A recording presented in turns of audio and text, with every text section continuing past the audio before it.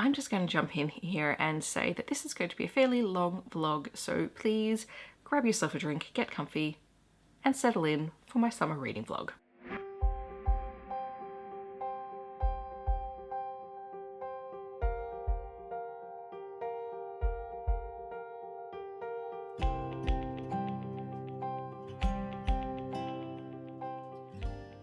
Hi everyone, my name is Steph, this is the Novelty Corner, and welcome back to my channel, and welcome to the start of my summer reading vlog. So I did one of these last year. I'm hoping to do more seasonal vlogs throughout the course of 2025, and they will all be Southern Hemisphere appropriate seasonal vlogs because, my friends, I watch all of your Northern Hemisphere seasonal content and it's lovely, but it never matches with what I do. So here I am giving you a dose of Australian seasonal vlogs. It is currently just on 9 o'clock here on the 28th of December. The sun is desperately trying to rise over here, and so the lighting is going to come in and out because this is no longer going to be my regular filming spot, and one of my box lights has died, so I can't manage to get consistent lighting, but we need to film this intro anyway. This vlog is going to take place over the last week of December and roughly the first week and a bit of January, and I have a few things planned. I am going to the NGV to see the most recent exhibit, which is a Yayoi Kusama exhibit. I'm so excited. I've already got my tickets.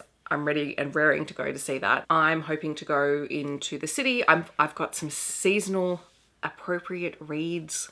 A lot of them are Australian. I'm really excited about that. But the reason that we are starting the vlog today is because I'm heading into the city. I am going book shopping. That's the only reason I'm going into the city, because for Christmas I received a stack of gift cards for Dimmicks, which is one of our big bookstores in the city. I've been there plenty of times. I've shared the store in videos. You'll see it again today. But I have over $200 worth of gift cards, and they are also having a 20% off for members sale since Boxing Day through to tomorrow. And I just want to go and buy books. I have a list of books, very few, well, I don't think I have any romances on there because they are a traditional bookstore. They sell traditionally published books. I'm not overly thrilled with the romance books. I'll go and see if they've got some things and pick some things up. I might pick up a copy of The Wingman if they've got a physical copy of it. But for the most part, I have things that are not romances that I really want to acquire and add to my list, which is going to cause some problems for my read 100% of my pre-2025 physical TBR for my bingo board from hell. But that's okay because I want to make the most of this discount. And while I'm there, I'm also hoping to go see, there's a mural up at the moment, or an artwork piece that's up at the moment, where we've got a lot of building works happening. So I'm hoping to go see that. And yeah, that's kind of the plan. I don't know if I'm planning on starting any of the summer reads today, but I am planning on doing some book shopping. And it is summer here. It is going to be a beautiful 26 degrees, which doesn't sound like very much. We're talking Celsius here. I'm not converting it to Fahrenheit for anyone. You can do that yourself. But we've recently had mid to high 30s and low 40s over the Christmas break, which is unpleasant. But 26 in summer in Melbourne is just delightful. So it's a perfect day to go walking through the city.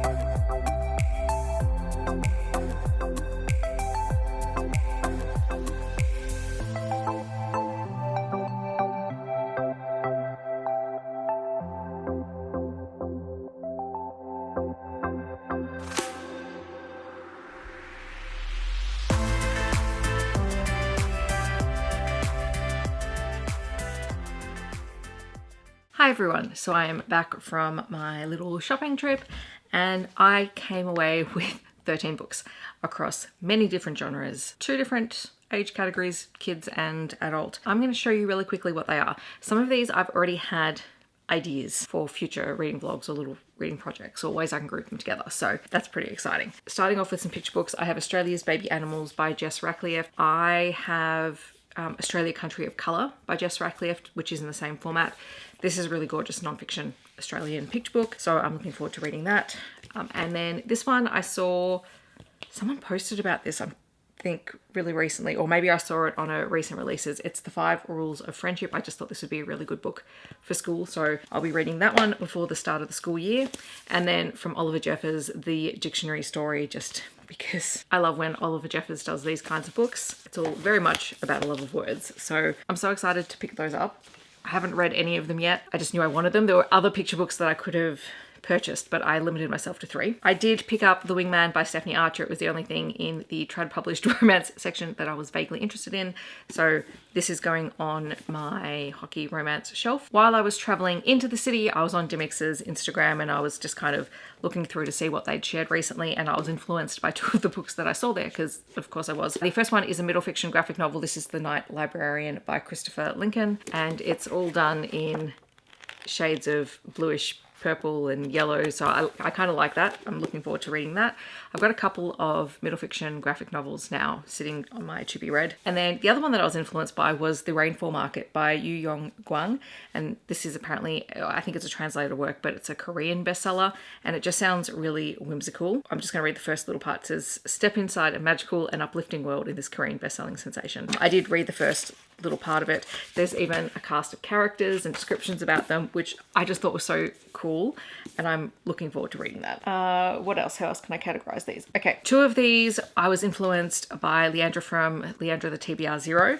She recently had her best and worst of books, and these were 2 books that she really enjoyed. One of them, she recommended the second book in a series, and I picked up the first one, but she did say she really liked that as well, and that was The Searcher by Tana French. She really liked The Hunter, which is the second book.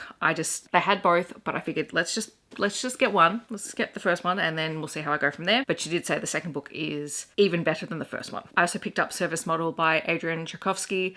I have been meaning to try his sci-fi work for a while, but she said this one features robots, and I like stories about robots, so it's a standalone, which means I can jump into it. I had a cover buy as I was walking the SFF section of the store, and it was Toward Eternity by Anton Her. This cover, I know the lighting in here is absolutely terrible at the moment, but this cover is stunning, and this one is a debut novel. It's set in a world with artificial intelligence, and humanity is searching for immortality and how that kind of affects how everything is done.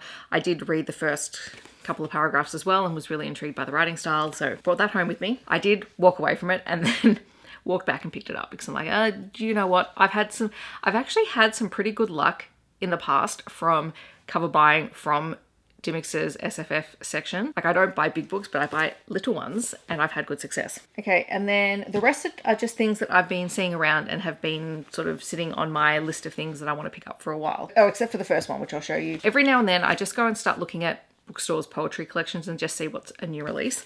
And so obviously a new release is the best of Australian poems for 2024. So I decided to pick this one up. I figured this will probably introduce me to a lot more poets because there's 188 pages of poetry. Then I also got Stan Grant's new book, Moriang, Song of Time. Stan Grant is very well known here in Australia. He's an Indigenous man and his books are great. I've read a couple of them and this is his newest one. So I've been meaning to get back into his books. I'm like, you know what? Let's just get his newest one. And then we have 2 more sci-fi books. I can't remember who I saw talking about this book, but it is the first book in a series. It is The Blighted Stars by Megan O'Keefe. And then the last one is an author I have read before, Cixin Liu, who wrote The 3-Body Problem, which I read many, many moons ago. I never continued the series because that one went a little bit over my head. That was a little bit too highbrow sci-fi for me, at least at the time. Look at this cover. This cover is so mesmerizing. There was a hardcover and there was the paperback. And yes, the hardcover was more expensive, but it was only like $5 more expensive. But this cover just captivated me. Anyway, this is a collection of stories and essays from Cixin Liu, and I thought that would be really interesting to read because, again, I've not read a sci-fi specific collection of little short stories and essays for a while. And yeah, I thought it's about time I get back into Cixin Liu's work. That's my haul. And what I did decide on the way home is that because this vlog is not coming out until 2025, and because I've already started putting books on my 2025 acquisitions list in my 2025 spreadsheet, all of these are counting as 2025 purchases. I make the rules around here.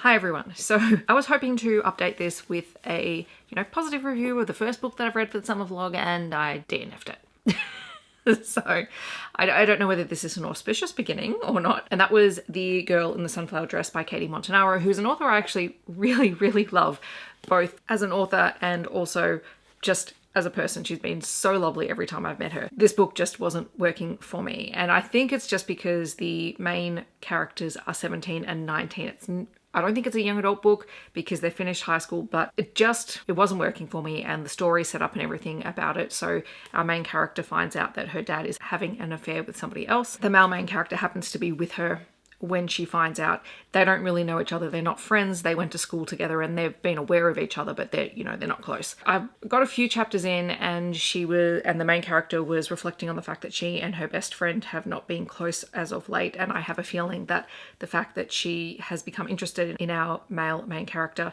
is going to be a source of conflict. I'm just not here for that. So that is unfortunately a no from me, but I was doing a bit more searching for summer romances, and I think I've found a few that I'm super excited about, including one by N.R. Walker. So I think I'm going to go with N.R. Walker because N.R. Walker does not fail me. And the book that I'm going to go with is Davo. So I will update you when I have finished reading that. You know how I said N.R. Walker never fails me? N.R. Walker never fails me. This was just 160-ish pages of pure joy. So it is a contemporary romance set in Australia. It is actually set in Western Australia in the Pilbara region, which is basically the furthest place you can get on our continent on the west coast. And our point of view character is Fergus. He's kind of an anthropologist. He's doing a study on the effects of living in a small mining town on the local population. And he's been through a bad breakup and he just wants to get the hell out of Sydney. And so he's taken on this position, which is the remotest of remote communities. And he gets there, and the first things he notices is that it is stinking hot. It gets hot here on the east coast of Australia and the west coast. Like, it lives in the 30s and the 40 degrees. And he is just regretting all of his life choices when he gets there. So this is a small mining town. It has a group of core permanent residents as well as some FIFO, some fly in, fly out residents. Like, as I said, he's reconsidering all of his life choices because it's hot and the heat is unrelenting. Then he starts freaking out about animals getting into the place that he's staying in. And he's also been told that, come by the cafeteria at 8 o'clock. Everyone in the town wants to meet you. And so he goes along, and everyone is like, they're kind of slow to warm up, but he's a very nice guy. And the point of his report or the research in the report that he's going to write is to help mining corporations inform how they support the communities that they build, because when there's a big mining project, people have to work on them. I should also just jump in here and say I didn't explain this part really well. The mining corporation is not actually part of it because big mining corporations are not good. But like, this is about the impact on people. So it's not in any way promoting mining corporations. It just happens to focus around a group of people who are living in a mining town. So Just keep that in mind. Anyway, he ends up meeting Davo, who is this big burly guy. He's a supervisor at the mine. And the first night that Fergus meets him, Davo walks in wearing an old t-shirt and a skirt. And no one bats an eyelid. And because of his previous breakup, Fergus thinks that maybe people are trolling him because he's queer. But no one bats an eye at Davo. And so Fergus comes to realise that maybe that's just who Davo is. And he's also recognised that Davo is just very, very attractive. And it's their relationship. And it's a very short story. They fall into bed fairly quickly, but the actual connection that they build and the conversations that they have prior to that is just great. The way that Fergus becomes connected to this small community that is then threatened by the mining corporation that they work for, the way that they band together in a found family element is just delightful. So this could not have possibly been a more summer themed book because it takes place in January in Western Australia and the average temperature over there is 40 plus degrees. So that was really fun. And the thing that N.R. Walker does really well when she writes Australia in her books is she writes Australia as place. The other author who does this really well is Jane Harper. This is a completely different genre and she writes crime, murder mystery kind of stories. But the authors who are really, really good at writing Australia as character, it's perfection. Honestly, because I mean, I live in a city and I don't travel outside of the city very often. But the thing about here is that the actual landscape of Australia is so vast and varied depending on where you are in Australia that it is its own thing. And authors who write that into their stories, I just take my hat off to them because it blows me away. So anyway, that was a huge success. So I am deeply appreciative that even though I started with a DNF, I also got a 5-star book in the same day. The other thing that I thought I would show you is that I'm doing summary things and I ended up purchasing some different drinks that I thought would be fun to try throughout this vlog series. So there's a company here called Naked Life that do all sorts of different drinks. And yes, I was entirely sold on Instagram ads. So my drink order arrived today. So one of them is just iced tea. And this is peach iced tea because I love it. It's supposed to be sugar-free and I will be trying these throughout the video. Being summer, the one thing that I thought would be really fun to try is they have these non-alcoholic spirits. Now, I will occasionally have a drink. I'm not a big drinker by any stretch, but these are non-alcoholic spirits and I thought they would be fun to try. So this is the mixed sampler pack, so I don't actually know what's in here. So I thought I would open them and show you and we will test out some flavors, including potentially tonight when I have dinner, which will be a little while from now. So this is a 12 sampler pack. There'll be some double ups. So there is a passion martini. There is a margarita. There is a classic G&T. G&T is my drink of choice if I'm ever going to make a drink. There is a mojito, Italian spritz, Negroni spritz, rosé sangria spritz, pink paloma. I don't know what half these drinks are and I'll tell you why in a minute. Canadian rye, dry and lime. That one I'm excited to try. And also a Cosmo. The reason I'm excited by this is because, as I said, gin and tonic is my drink. I have a lot of gins. I love collecting fancy flavored gins. That's just a thing that I did for a couple of years. I now have more gin than I know what to do with. And I do not drink it often enough to justify how much I have. But that's a completely different story. However, I have real issues with alcohol in that I'm really, really sensitive to the taste of alcohol in things. And I know some people go, oh, you can't taste it, blah, blah, blah, whatever. I can taste any alcohol in any drink and oftentimes it just puts me totally off drinking it. So I'm kind of curious to see what my reaction is to these drinks, especially like the rose sangria one, because I can't drink wine. Wine gives me an immediate headache and it has from a really young age when I first tried it and I've never been able to drink it. So non-alcoholic drinks, versions of drinks that I can try and, you know, just as a treat kind of thing. I think that's kind of cool.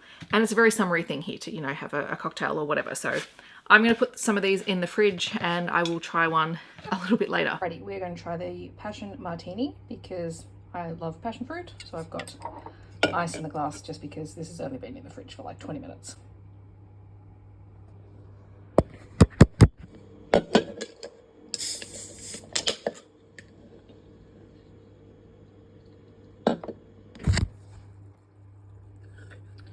Alrighty, please ignore my dirty stove.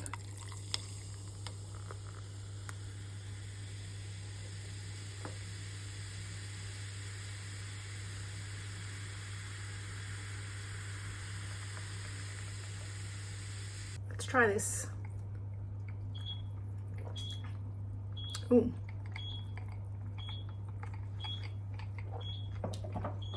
Pause please. That would be the oven going off for dinner. It's very passion fruity and there's a hint of something else. I can't quite work it out, but it's tasty. Good morning, friends. I am filming this part on my phone, just this little clip, because I have to leave in a couple of minutes and I don't really want to get everything else out, and I would need to because it is really dark, dreary and miserable outside considering that it is summer. So I'm going off to the National Gallery for Victoria. I'm going to the International Gallery and I'm going to see the Yayoi Kusama exhibit today. I'm really excited. I've actually had these tickets booked since November when they first sort of opened them up, and I'm really, really excited to go. I'm going to try not to look like a drowned rat by the time I get there. But yeah, I'm off to the train station. I'm going to go into the city and then I will have some clips from the exhibit. I'm so excited. It looks amazing.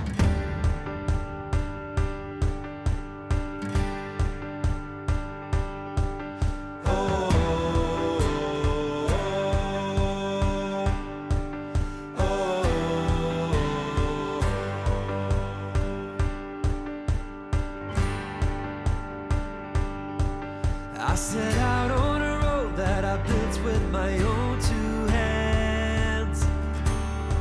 I met friends on the way, people chosen to make a stand. I felt strong in the sun as I walked onto pastures green. Saw forgiveness together, spaces in between. And I'll be with you through the night. And I'll turn every wrong to right. Baby, we're children of summer, we're meant to be free. Honey, we're not like the others, no reason to be. And my ventures, they brought me to places I've never been.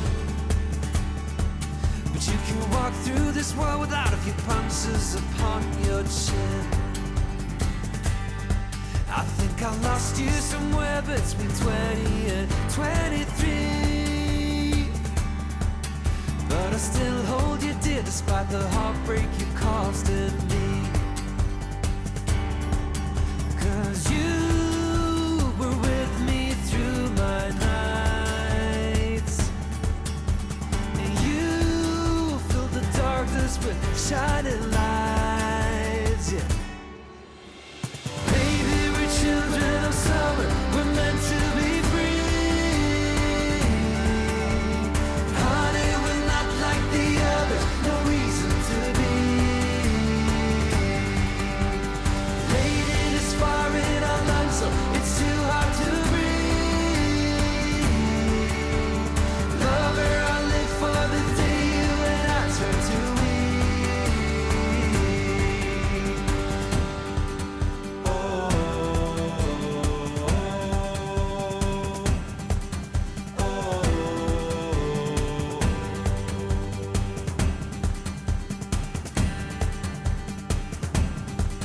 I still think of you now, though my memories turning bleak. I'm still walking this road, though my knees they are ever so weak. I never thanked you for putting your faith on a bum like me, yeah. And wherever you are, I think it's here you were meant to be. Baby, we're children of summer, we're meant to be free. Honey, we're not like the other, no reason to be.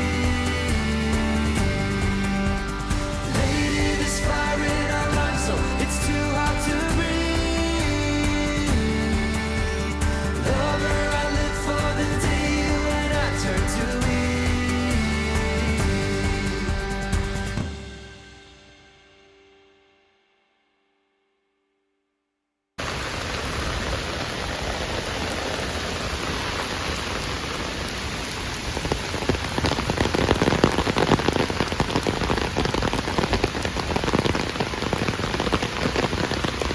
Hi everyone, so it is the end of the day. I did go to the NGV and go to Yayoi Kusama's exhibit. It was amazing.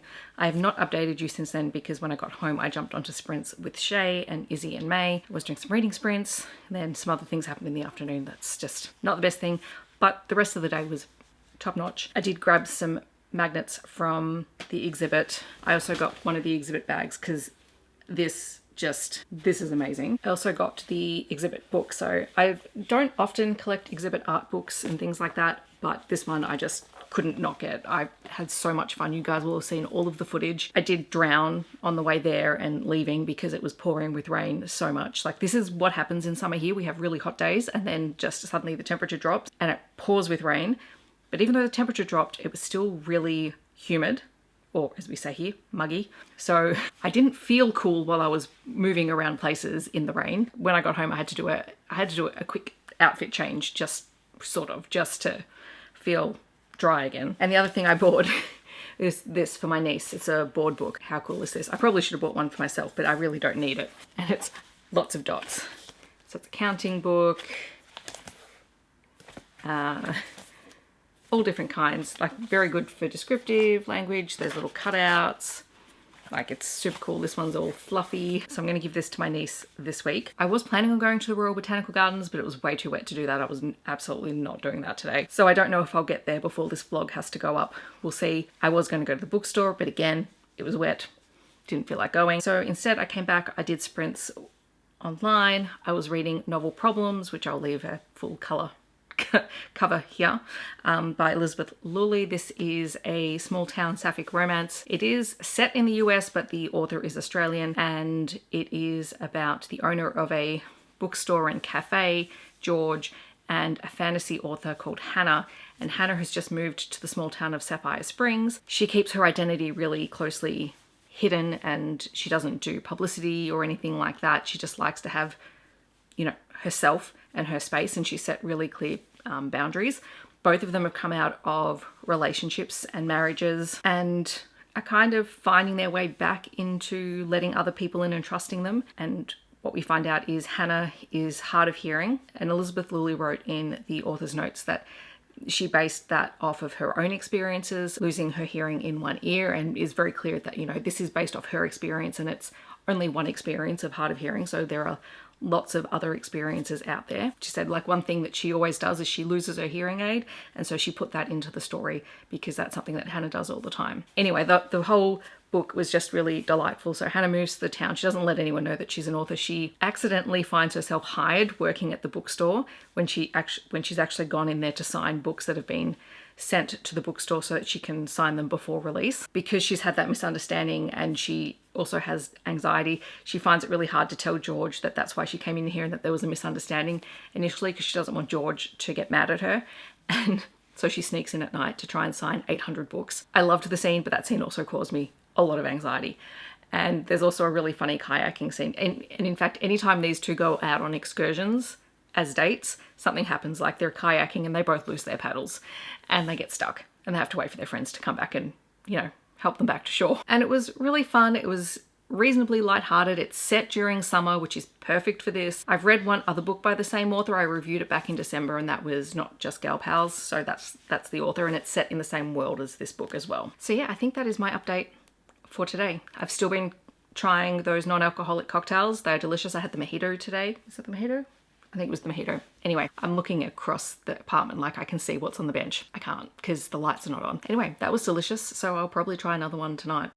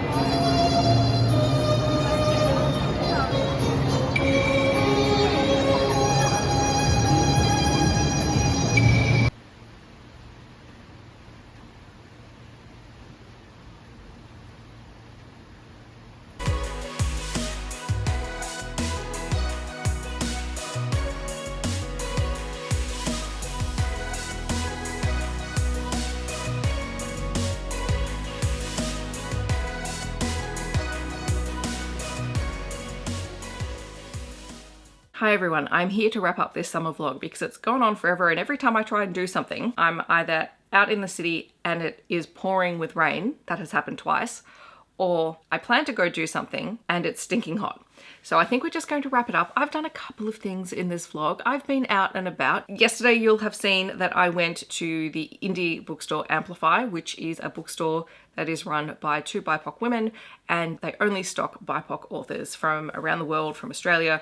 They have fiction, they have non-fiction, they have cookbooks, they have young adult and adult titles. They even have a small pre-loved book section as well, which I thought was amazing. I really loved going there, and I probably could have spent like an hour in the store. But I did come away with a small stack of books, some of which I had seen on their Instagram account. So I went in there purposely trying to see if they still had them. And then a couple of others that I just picked up as I was browsing. So we'll go from smallest size book to the biggest book. And that doesn't mean page length, that just means physical size. So I did get a copy of What Does Israel Fear from Palestine by Raja Shahadeh. And I'm really excited to dive into this. It's a little tiny book, and I didn't realize until I got home that the bookstore had included some little free bookmarks, including this one, which is absolutely gorgeous. I also picked up Gawama Gathering by Janine Long, which is a poetry and essay collection, I think. Anyway, I'm excited to read this. It is a Australian First Nations book, so I will probably be saving it for the 26th of January. If you know, you know. This one was a total just impulse buy, The Restaurant of Lost Recipes by Hisashi Kashiwai. And this was in their section for little cozy books. And The Rainfall Market, which I picked up in the first haul in this video actually, was also in that section. So I'm like, okay, let's just get another one to try. Yeah, it sounded really good about some people who own a diner and they consider themselves food detectives. This book has been translated from the original Japanese, so I'm looking forward to trying that at some point. This is a book that I have been meaning to read for ages, and I kind of couldn't pass up the fact that they had a special edition of it. In my head, I'm like, well, it's a special edition. It also fits into the 52 book challenge, and the money from purchasing this goes to supporting an indie bookstore doing really fantastic work, so just get it. So this is Tomorrow and Tomorrow and Tomorrow by Gabrielle Zevin. It has sprayed edges. It's really pretty, it's really colourful. I'm genuinely looking forward to reading it. I have been meaning to pick it up for ages. The last one that I picked up while I was there, and this one was one that I totally saw on their social media and just became really intrigued, is Camp Zero by Michelle Min Sterling. And this one is a climate fiction book. I think it has stuff to do with climate fiction, which I also needed some of this for some prompts for some things. I'm pretty sure it's set in Canada. It is, you know, a world where the temperatures have risen and it's had a huge impact on society, and the divide between the rich and the just getting by has increased even more. So I'm really excited to give this one a try at some point. So again, in the comments, let me know if you are interested in hearing about any of those sooner rather than later, because I'm intrigued by all of them. Like I picked up so many books. It was really hard just to stick to 5. The thing that was going on in my brain is small indie bookstore, they're doing great work. Just buy the books. The store is a pop-up, so I don't know how long they're going to be in Peel Street. I hope they're there for a long time because the bookstore is just beautiful. But they also have an online store, and they also are connected with Libro FM as well. So I've also picked up a few books and titles through Libro FM, although I'm having issues with my subscription with Libro FM, so who knows what's going to happen in the future. Then when I came home, I read one more book for this vlog, and this was a recommendation from Wendy, and it was The Library at Wagtail Ridge. And this is an Australian contemporary rural romance, so it's set in a small rural town. Wendy recommended it because she really loved the book, and I really enjoyed it. I had a few small issues with the book, not so much that it ruined my enjoyment of the book, just things that are not my preferences so much, I suppose, in books. Anyway, it's the story of Lou, who has grown up in Sydney. She is adopted. She's always known that she's been adopted. At the start of the book, she finds out that her birth mother, who she's never met, has never had any contact with, has died, and she's inherited her mother's cottage and some money and some other things that she needs to take care of by going to Wagtail Ridge. And because she's never had any contact with her birth mother, and she doesn't know the circumstances behind her adoption, Lou is not overly sympathetic towards her mother. She doesn't even really want to go and deal with it. She just kind of wants to put the house on the market, but she becomes intrigued after she has a conversation with her adopted mother, who is fantastic in this book. The relationship between them is amazing, and there's a few conversations around how her adoptive parents, the parents who raised her, had always told the lawyers and everyone, we're more than happy for the mother to have contact with her child. and it was the birth mother's choice not to. So when Lou gets to this small town, she finds a letter from her birth mother, and she also finds out that her birth mother ran a mobile library for all of the neighboring towns. So these are really small remote towns where you have very small populations. Some of them barely have stores within their town. So they're very remote. They don't always have access to things. And this mobile library was really, really important to the local community. And she finds this out through some of her mother's friends. And this includes Jake, who is a man who her mother had asked to maintain the mobile library and to keep the grounds and the cottage tidy, etc., in anticipation of Lou eventually returning to the town. The romantic relationship in the book is between Lou and Jake. Jake is a really sunshine, cinnamon roll kind of character. He's the handyman for the town. He kind of does all sorts of odd jobs. He also is the cook at the pub some nights of the week. He does all sorts of jobs, and he also helps to raise guide dogs. So he takes them in to socialize them before they go off to do their final training. So for most of the book, he has a guide dog in training called Ollie, who is just utterly adorable. And while there is that romantic subplot, most of the book is Lou struggling to come to grips with finally learning about her birth mother, her anger and her resentment and her grief and whatnot of never knowing her and not understanding why her mother gave her up. And that's a big source of conflict for her, is that she's just convinced that her mother gave up her child because she didn't want to deal with a child, which is not the case. And as we find out through a series of letters that her birth mother has left with various people who were important in her life and connected to the mobile library, which Lou and Jake begin taking out to find these letters, Lou gets the story of her mother's life. I suppose the thing that I found challenging about this book, because I love the concept. I mean, it's a cool concept for a book. I really like that as a concept, but I think the thing that I struggled with was the way that the characters are manipulated into doing things the way that Lou's mother wanted her to do them, instead of just being straight. And in a lot of ways, I understand that, because Lou needed time to process between everything. But also, I suppose my feeling was the characters who did know about what was going on, Jake and some of Lou's other friends, the way that they feel manipulated into doing something, because yes, they were asked to do things on the behalf of a friend of theirs, a dear friend who was dying, and they wanted to respect her wishes. They also get to know Lou, and Lou is a living person who is feeling things, and they're seeing her grief and they're seeing her frustration and all of those emotions. So it's a very human story in that way. So yeah, that was my one little niggling thing, is that the manipulation stuff I don't love, but I get why it was done in this case. Like, it was a really great story. It was really easy to read. The writing was wonderful. There is another story that's out now set in the same town featuring one of the side characters that we met in this book, which I am intrigued about. I'll see if or when I get to it. At the moment, it's still fairly expensive as an ebook. But yeah, I had a really good time with this. I'm glad I read it, so thank you for the recommendation, Wendy. So this is going to wrap up my summer reading vlog. For those who are playing along, this is the final of my non-alcoholic drinks. This is the Canadian dry and lime, which is weird. I'd probably just prefer to drink the dry ginger. There were some real hits within this collection of drinks. I know I don't probably have footage of trying all of the drinks, but I did try them all. My favorites of the lot were the classic G&T, which is unsurprising. It just tasted delicious. The mojito was really nice. And then the two spritzers. So there was a Negroni spritz and then there was a rose sangria spritz. I think it was the rose sangria spritz. It tasted like berry sherbet and it was delightful. Like, I cannot tell you, it tasted just like bubbly sherbet drink. I thought that was really nice. So yes, those are my summary things.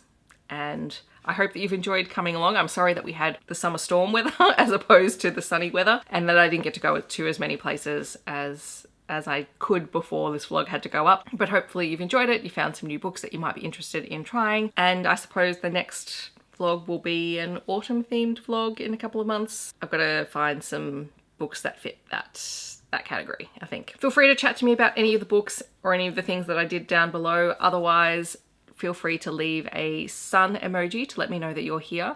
I hope that wherever you're in the world, you're staying safe and healthy, and I will see you in my next video. Thanks so much for watching. Bye everyone.